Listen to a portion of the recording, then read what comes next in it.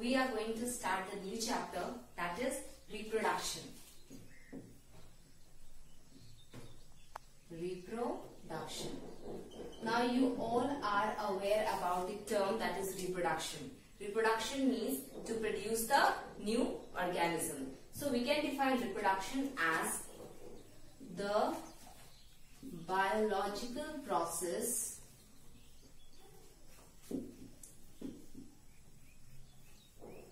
through which an organism gives rise to its young ones. So reproduction can be defined as the biological process through which an organism is capable of giving birth to their young ones. Okay, so why we are studying reproduction? What is the importance of reproduction? Actually, reproduction is important because it is essential for the continuation of species. Continuation of species. Now, what do you mean by continuation of species? Now, if reproduction is stopped, then definitely the birth of new species won't be taking place. And if the birth is not taking place, it means the reproduction will be stopped and no organisms will be further produced. And ultimately, what will happen? The earth will be devoid of the living organism. So, reproduction is essential for the continuation of species. Now, next is for evolution. For evolution. Why evolution? Evolution occurs from time to time. See, if you compare the human beings from the early human beings, now today's human beings from the early human beings, you can see a large change, a major change. You can see that how the organisms look alike. What did they do at the early time? Now what we are doing? Now we are having a lot of technologies we are using, but earlier it was not like that. Okay, so for evolution, and evolution will not stop. It will occur. It will continue till the life exists on earth. Various kinds of variations will occur. And why evolution occur? Basically, evolution occurs because of the variations. Now, variations means if there is change in the structure, physiology of the human beings, animals, plant, according to the weather, according to the situation, according to the place they live. So, based on those variations, evolution occurred. Now, if we talk about the animals living in the colder areas and the animals living in the warmer areas, what is their body structure? There, the animals which live in the colder areas, they are having fur in them. Furry body is there. But the animals which are living in the warmer areas, they don't have fur. Why? Why they are adapted so? The colder animals living in the region, because the fur help them to have them from the cold. Okay, they keep them warm. That's why they are having the fur in them. So these kind of variations, according to these variations only the evolution takes place. Now next we will move to the types of reproduction. The types of reproduction means how reproduction occurs. What are the ways through which reproduction occurs? So the types of reproduction are categorized into two types, that is asexual reproduction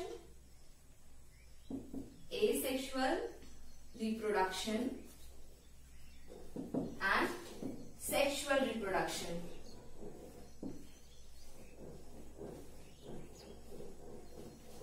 So first we will deal with the asexual reproduction, then we will deal with the sexual reproduction. Now what is asexual reproduction? Asexual reproduction means there is no involvement of two parents. One parent is enough to produce the new species, so that is asexual reproduction. But if we compare the sexual reproduction here, two parents are essential for the production of new species, that is for the sexual reproduction. So in asexual reproduction, just one species is responsible to give rise to their young ones, so that is asexual reproduction. Now asexual reproduction takes place in plants as well as lower organisms. Lower organisms. Now, why we are saying lower organisms? Because basically asexual reproduction takes place in the organisms which are single cell, means unicellular organisms. Basically the asexual reproduction takes place. That's why we are telling that lower organisms, because lower organisms are not so much, their body structure is not so much complex as the multicellular or the higher organisms. So first we will see the asexual reproduction in plants.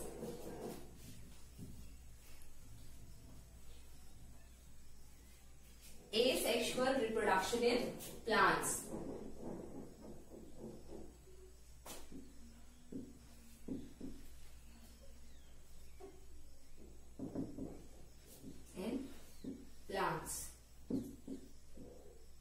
So, asexual reproduction in plants is also known as vegetative propagation.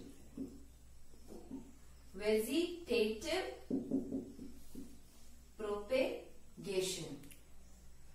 So, why it is known as vegetative propagation or asexual reproduction? Because the reproductive part of the plant is not used here. In asexual reproduction, only the vegetative parts, that is the roots, stems and leaves, are used for producing the new organism asexually. That's why it is known as vegetative propagation. But if we talk about the reproductive part of the plant, that is the flower, they are responsible for the sexual reproduction to take place. So that's why we are not including flower here. We are just including roots, stems and leaves. So the vegetative propagation is again divided into two types. That is natural vegetative propagation and artificial vegetative propagation. By the name only you can understand that natural vegetation is what? The vegetative propagation that occurs naturally. There is no interference of human beings. But if I say the artificial vegetative propagation, it definitely means that there is some interference of the human beings. So that's why it is known as artificial. Anything that is not natural, that happens due to some that external thing or is applied on it. So that is artificial.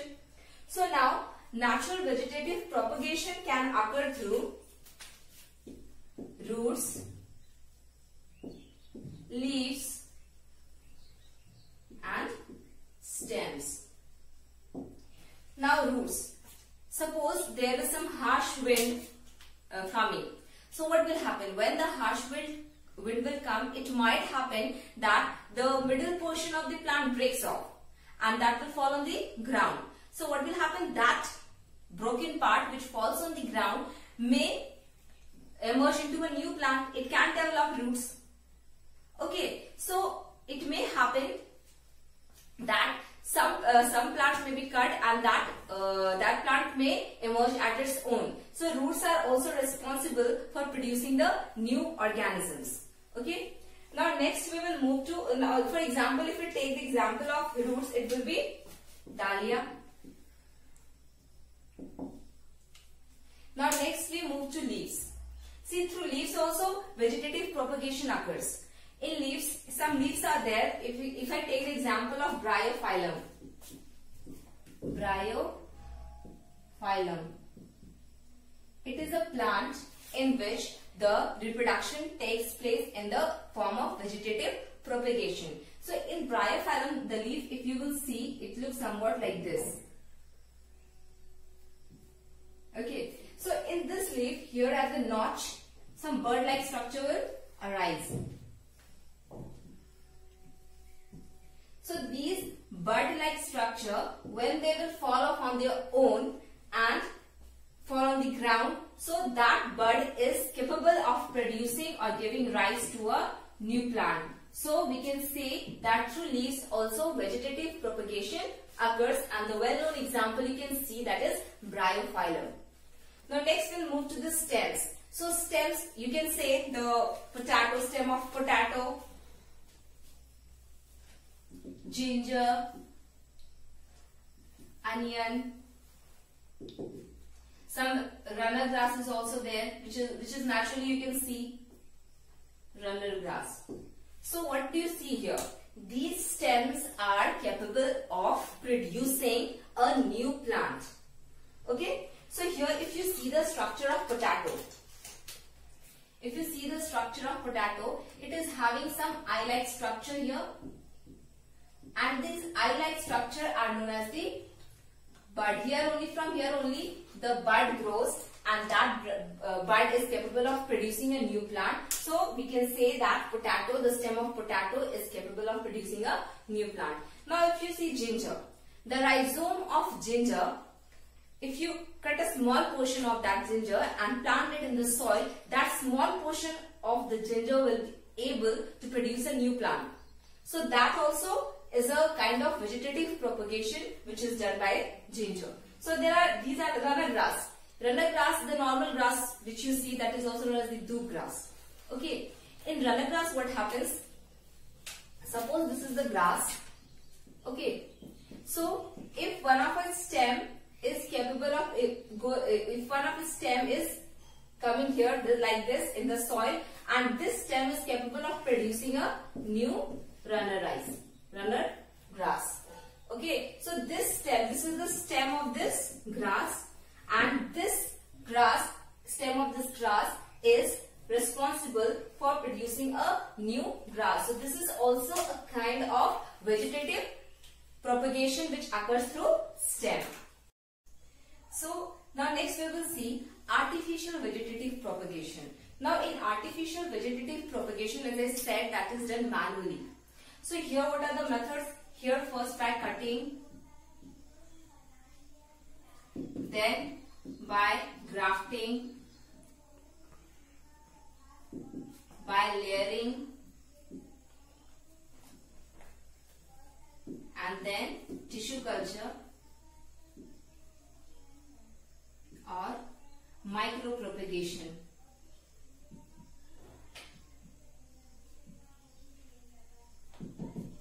So artificial vegetative propagation is done by these four methods, that is by cutting, by grafting, by layering, and tissue culture or micropropagation.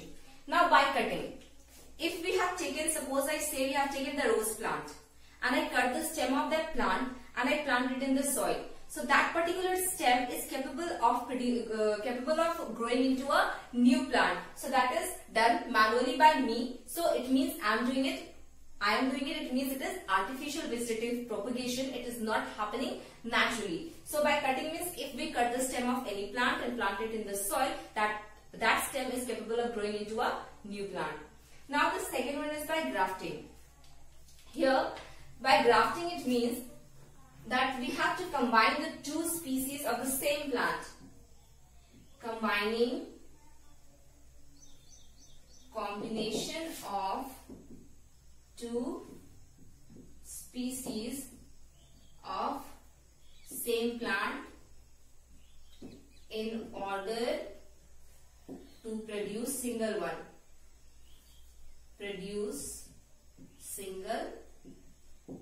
one. So here it means by saying combining two species, it means that suppose I am taking the example of mango plant. So what I did, I have taken two different varieties of mango plant. Now one variety is having large number of fruits.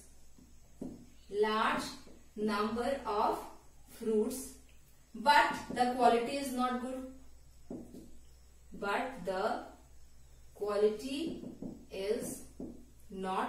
good. And here I have taken the another plant which is having sweet mangoes. Means quality is good, sweet mangoes, but does not produce large amount.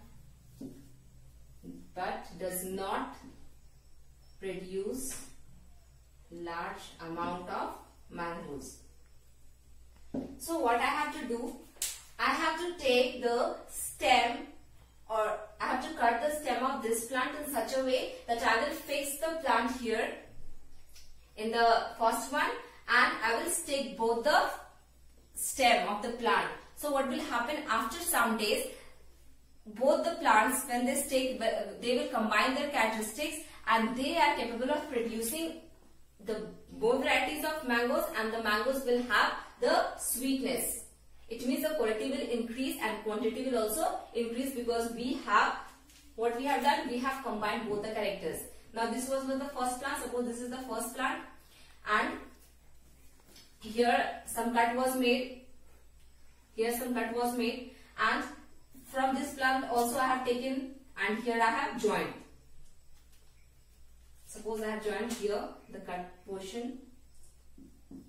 Now this will join, and after a time that whole plant will have the same characteristics. Means it will produce a large amount of mangoes, and that too the quality will be good. That is, they will produce sweet mangoes. So what here I am doing? Here combination of two species of mangoes are done in order to produce the large number of mangoes and also the quality sweet mangoes.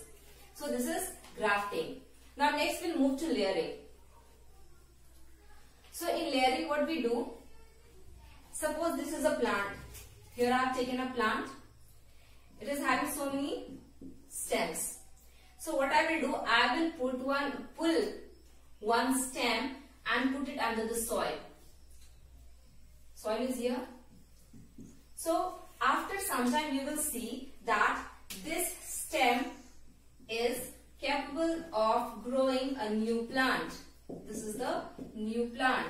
So this is layering. It means pulling the stem of the plant and putting it under the soil, and after some time when we will observe, we will see that a new plant emerges out. So this is called as layering. It can be done in climbing roses, pomegranate. So these are the examples in which layering can be done. Now next we'll move to tissue culture or micropropagation. Now tissue culture is new for you all. You all have not heard the term tissue culture, but you have heard the term tissue. You have studied tissue. So what is tissue? Tissue is the combination of cells. A group of cells make tissues. So tissue culture means we have to take the group of cells, that is the tissues, in order to culture them to produce a new plant, that is known as tissue culture. Now here in tissue culture what we do, suppose we are having a plant. Suppose I am taking a plant, and from that plant I have to grow a new plant. So what are the steps I will follow, and that too I have to grow it artificially. So first I will take the tissue of this plant, means group of cells I will take. Now and this tissue I will take in the laboratory, and in the laboratory I am having the agar medium. It is a jelly-like substance. It's a jelly-like substance, and in the agar medium, essential nutrients are also present. Essential nutrients are present, and these essential nutrients, they are capable of giving the nourishment to the tissues or the group so that they can grow. So when the tissue is put in the agar medium, after some time you will notice that this tissue grows into a sapling. And why it grows into the sapling? Because the essential nutrients which a plant requires, that are available in the agar medium itself. So these essential nutrients provide the environment for the tissues to grow into the sapling. Now these saplings, when they are taken from this culture and they are planted in the soil, a new plant grows. Planted in the soil, a new plant grows.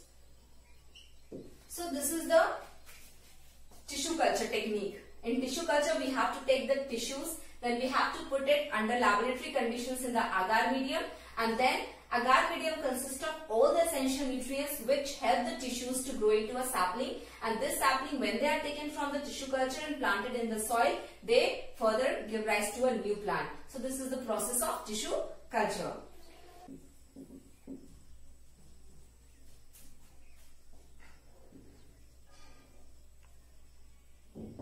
In lower organisms,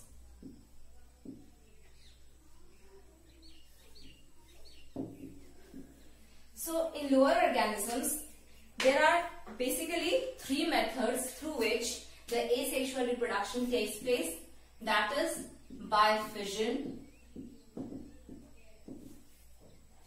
Second is by budding. And third by spore formation.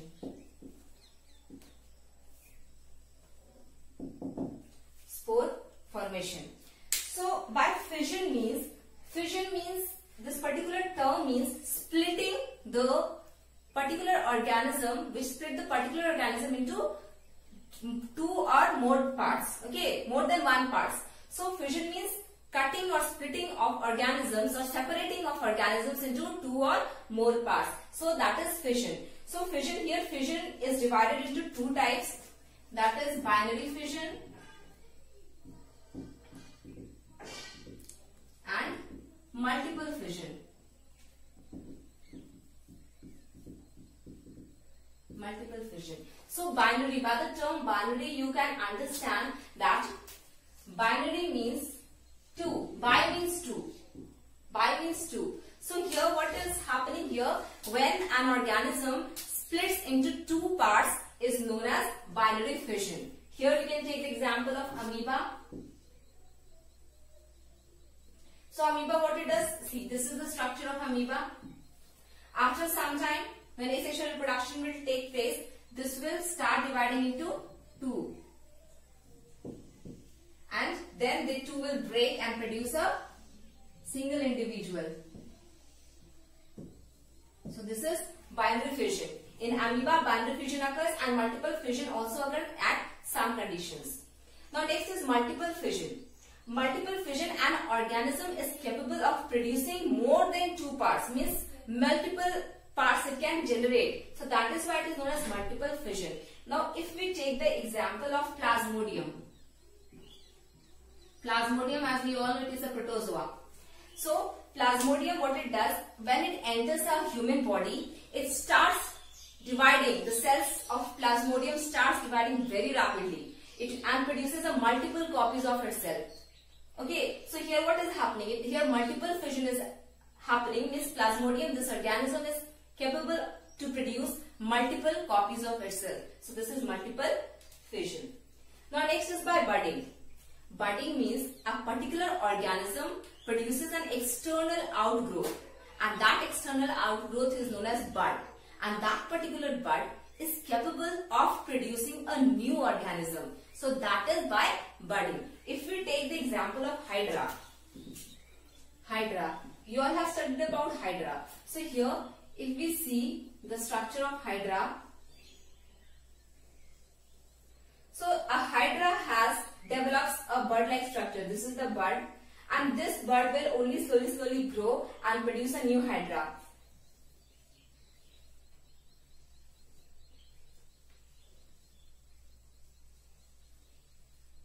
So this bud will, when this bud will mature, it will fall off here, it will fall from here, and then a new species of Hydra, means a new Hydra will be formed. So in asexual reproduction, what happens, when the reproduction is taking place and a new organism is formed, the new organism formed is similar to its parent. There is no difference at all. So it is exactly the copy of their parents in asexual reproduction, but in sexual reproduction it does not happen so. So this is the difference. So here by budding, an external growth occurs in the organism, and that bud then further grows, and after maturity it falls off and a new organism is developed. Now the last one is spore formation. In spore formation basically occurs in fungi, because fungi have spores in them. So spore formation basically occurs in the fungi. Here in spore formation, what happens, fungi is having, if you see the structure of fungi in microscope, you will see it is having a stalk-like structure. This stalk-like structure is known as hyphae, and the upper part, okay, this upper part is known as the sporangium. sporangium, and this sporangium consists of numerous spores in it. These are the spores.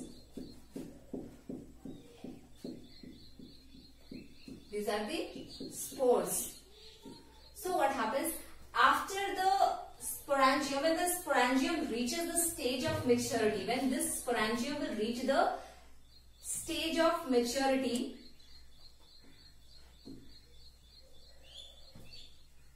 it will break. So this sporangium will break, and when it will break, what will happen? The spores will release out. These spores will release out in the environment, and these spores, when they will get the favorable conditions, then these spores are capable of producing a new organism. So similar new organism will be formed. The same, this one and this one will be, from this one, this new species will be formed. So this is spore formation. So these all were the asexual types of reproduction in plants as well as the animals, lower animals.